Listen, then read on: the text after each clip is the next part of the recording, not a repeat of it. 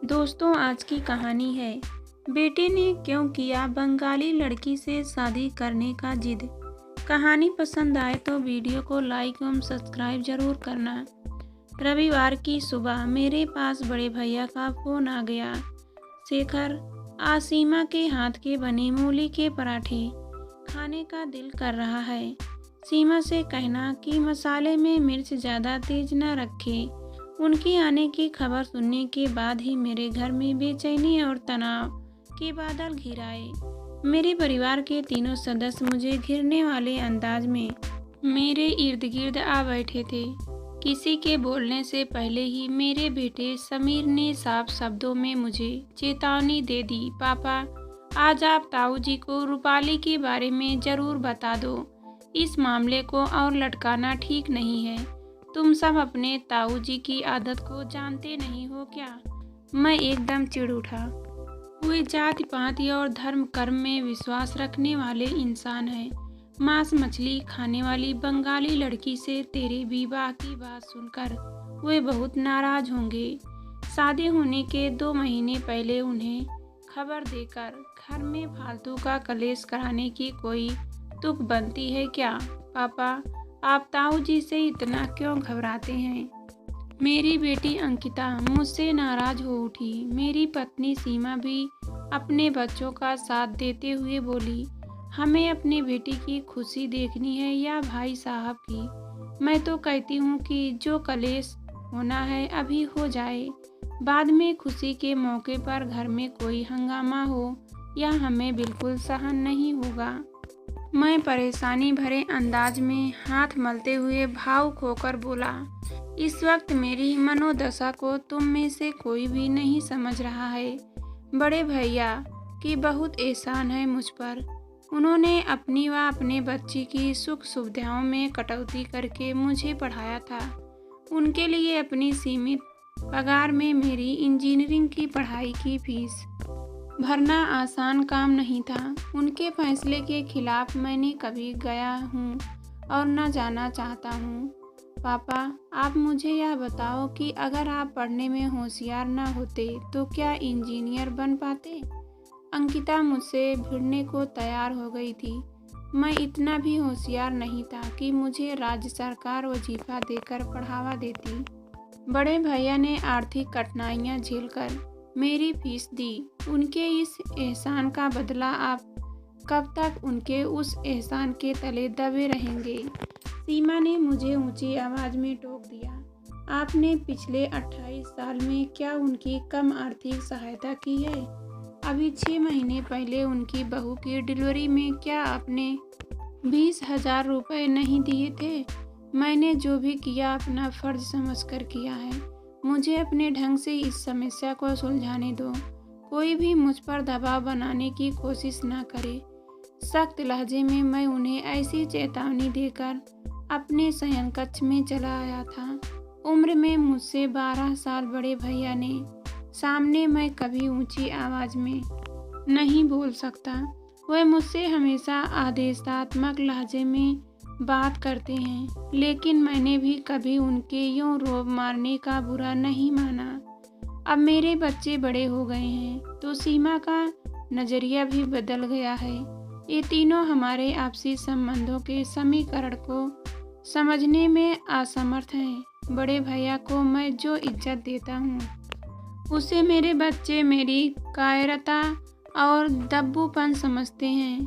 12 बजे के करीब बड़े भैया मेरे घर आ गए थे।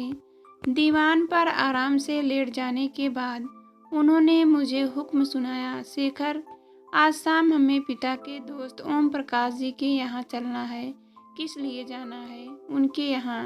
पहले से तनावग्रस्त मेरा मन फौरन अजीब सी चिढ़ का शिकार हो गया था। उनका हालचाल पूछने लगेंगे। दिल की तकलीफ के कारण वे हफ्ते भर अस्पताल में रहकर आए हैं।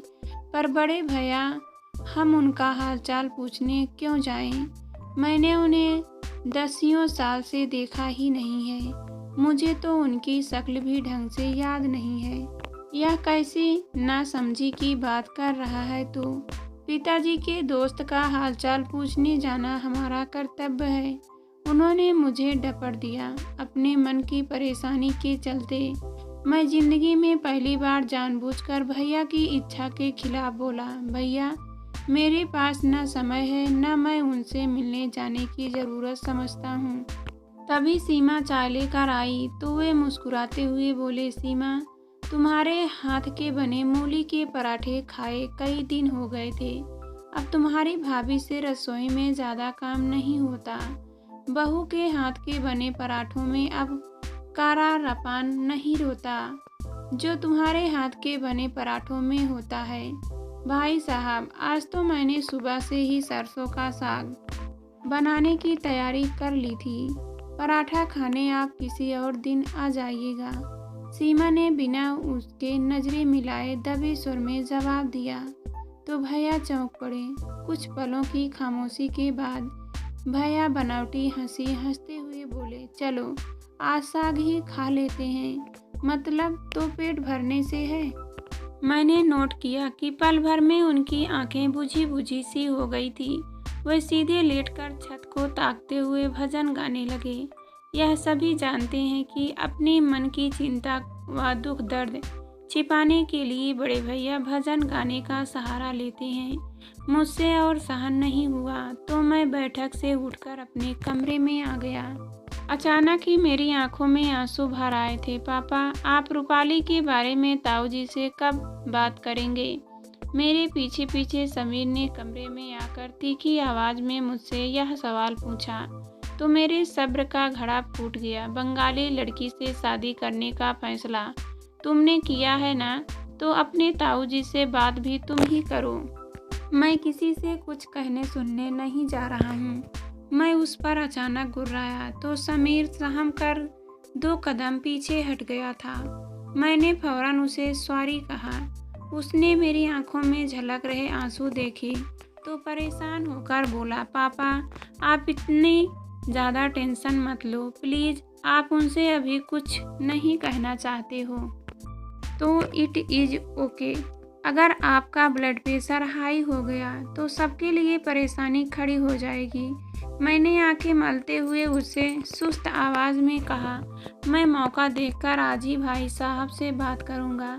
तुम कुछ देर के लिए उनके पास जाकर बैठो, मैं मुँह धोकर आता हूँ।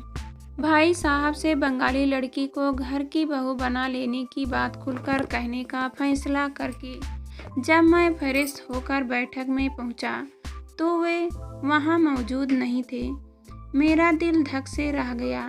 अपने घर वालों पर मुझे एकाएक बहुत गुस्सा आया और मैंने ऊंची आवाज़ में पूछा, भाई साहब को बिना खाना खाए क्यों जाने दिया तुम लोगों ने? अंकिता फौरन भागती हुई बैठक में आई और नाराज लहजे में बोली, बिना बात के इतनी जोर से मत चिल्लाओ पापा। भैया ताऊजी को साथ लेकर बाजार तक गए हैं। क्यों? रसमलाई लाने के लिए? ओह, मुझे लगा कि वे नाराज होकर बिना खाए ही चले गए हैं। मैं आंतरिक तनाव कम करने के लिए अपनी कनपट्टियाँ मसलने लगा तो अंकिता अजीब नज़रों से मुझे घूरती हुई वापस अपने कमरे की तरफ चली गई।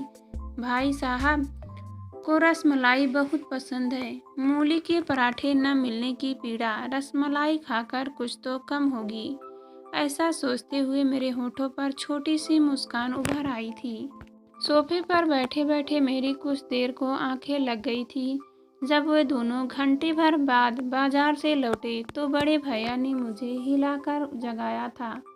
आंखें खोलते ही मैंने नोट किया कि बड़े भैया के तेवर चढ़े हुए थे और उनके पीछे खड़ा समीर मुंह पर उंगली रखकर मुझसे चुप रहने की प्रार्थना कर रहा था। अब होगा घर में कलेश, ऐसा सोचते ही मेरा दिल चिंता के मारे जोर जोर से धड़कने लगा था। छोटे तो तूफान किसे जमाने में जी रहा है? उन्होंने बड़े सख्त लहजे में मुझसे सवाल पूछा। मैं कुछ समझा नहीं। बड़े भैया, मैं चौंक कर सीधा बैठ गया। छोटी सी बात को लेकर घर में तकरार मचाने का क्या औचित्य है? यह आप क्या कह रहे हैं? मैंने क्या कलेश मचाया है? अब ज़्यादा बन मत। तुझे क्या ऐसा लग रहा था कि बात मेरे कानों तक कभी पहुंचेगी ही नहीं? कौन सी बात मेरे भाई, अगर समीर बंगाली लड़की से ब्याह कर भी लेगा तो कौन सा पहाड़ टूट पड़ेगा। और शादी के खिलाफ अपना फैसला सुनाने से पहले तूने तुझसे इस बात पर चर्चा क्यों नहीं की। आज मुझे तू यह बता दे कि घर में बड़ा मैं हूँ या तू है। बड़े तो आप ही हो, लेकिन जब बड़ा मानता है तो लेकिन का दुछल्ला क्यों लगा रहे हो। अब मुझे बता कि हम अपने बच्चों की खुशियों को ध्यान में रखकर इस शादी के बारे में फैसला ले या जात के चक्कर में फंसकर अपने समीर की खुशियों का गला घोंटे। उनके सवाल को सुनकर मेरा मुंह हैरानी से खुला का खुला रह गया। साथ ही एक झटके में सारी बात मेरी समझ में आ गई थी। मैंने अंदाजा लगाया कि समीर ने उन्हें बताया था कि इस अंतरजातीय विवाह के मैं खिलाफ हूँ।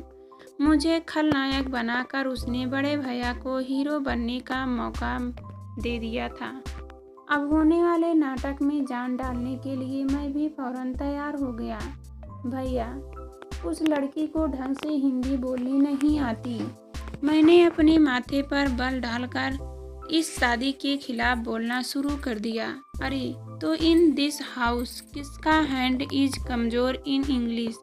बड़े भैया की इस इंग्लिश को सुनकर मेरे लिए हंसी रोकना कितना मुश्किल हो रहा होगा, इसका अंदाज़ा कोई भी लगा सकता है। वह मछली खाती है और हम ब्राह्मण हैं, तो छोड़ देगी वह मछली खाना। बड़े भैया, आप समझ नहीं रहे हो, वह आजकल के ज़माने की तेज तर्रार लड़की है, इसलिए हमारे घर के सीधे साधे माहौल में वह फिट नहीं हो पाएगी।